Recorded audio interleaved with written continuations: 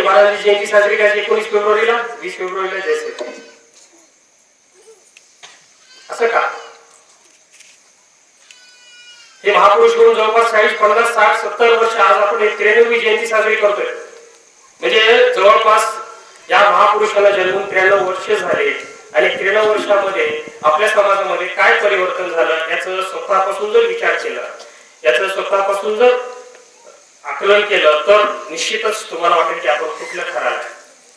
आपण अधोगतीकडे जातोय का प्रगतीकडे जातोय?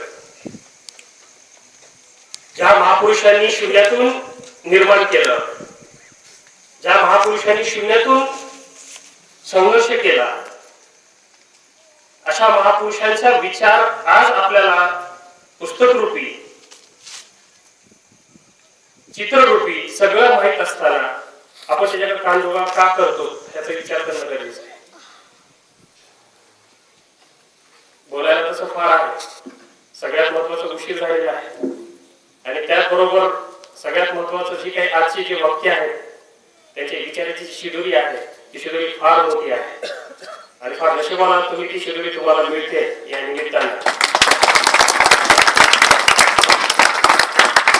मला या निमित्तानं फक्त एकच सांगावं वाटतं की जी दरी आहे, बाबासाहेबांवर अण्णाभाऊंनी का प्रेम केलं हे कुणाला माहित आहे का? नेमकं त्यांचं काय रिलेशन होतं, ते कधी भेटले?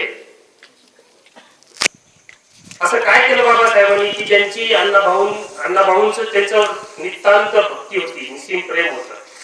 बाबासाहेबांचे जे विचार आहेत ते विचार तुम्ही आपल्या समाजासाठी किती हे आहे, किती चांगले आहेत, किती आकलन केल्यावर त्याचं काय होतं, असं काय आहे हे विचार करण्याची फार अत्यंत गरज आहे.